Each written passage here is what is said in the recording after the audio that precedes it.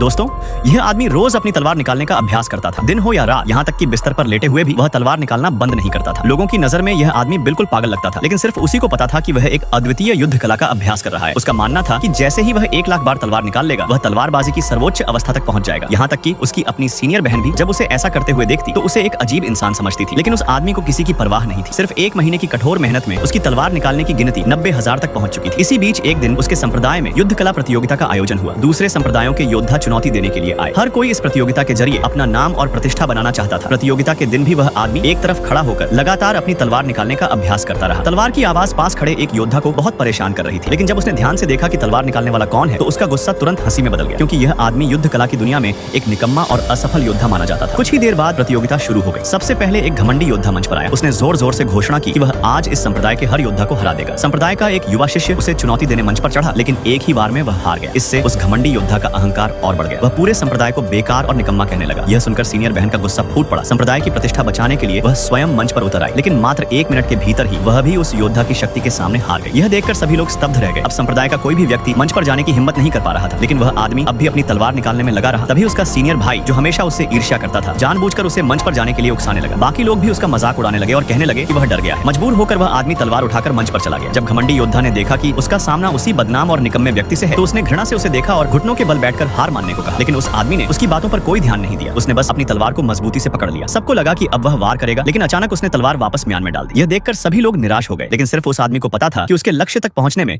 अभी 60 बार तलवार निकालना बाकी था। इस हरकत को देखकर सामने वाले योद्धा को लगा कि यह आदमी जानबूझकर उसका अपमान कर रहा है। गुस्से में आकर उसने उसे जमीन पर गिरा दिया। वह आदमी उठा और फिर से शांत मन से तलवार निकालने लगा। यह देखकर विरोधी योद्धा पूरी तरह भड़क गया। उसने अपनी सबसे खतरनाक चाल चलने का फैसला किया और उसी क्षण उस आदमी ने अपना 1 लाखवां अभ्यास पूरा कर लिया। उसने एक ही पल में तलवार पूरी तरह निकाल ली। आकाश और धरती के बीच सुनहरी रोशनी की एक तेज लकीर चमक उठी। यह दृश्य देखकर वहां मौजूद हर एक व्यक्ति सन्न रह गया। सब्सक्राइब करें पार्ट 2 के लिए।